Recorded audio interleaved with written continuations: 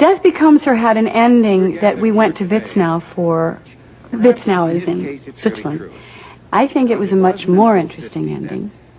But because it didn't test as well, there was another ending that was put on, rewritten, and we actually reshot it, which nowadays everybody reshoots their ending, so it's no big secret. Help me! My legs aren't working! Help me!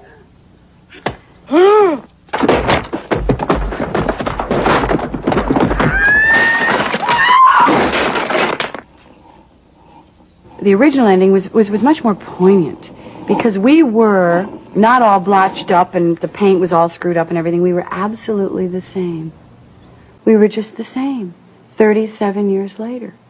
And we were sitting in front of this beautiful backdrop of mountains and lakes, and we were bored. Bored. It's more of really the message of the movie. And Meryl said, well, what do you want to do? And I said, well, I don't know. What do you want to do? And she said, well, I don't know. You want to go to London? Well, I don't want to go to London. I've been to London. Well, what about Paris? She says, again? I mean, they were just, and they hated each other.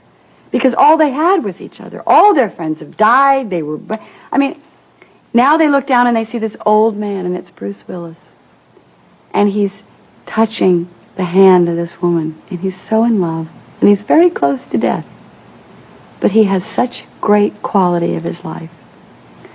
And we looked down, and we looked, and Meryl said, isn't that pitiful? She said, look how old they are. And I looked at them. And that's when my character was able to really look at them with longing. And she'd say, aren't you glad we're not them? And then I got to lie and say yes and mean no. And that was the end of the movie. And that is really what the movie says.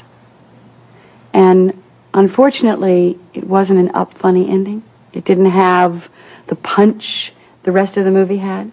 It wasn't special effects and wild and crazy. And people just sort of deflated.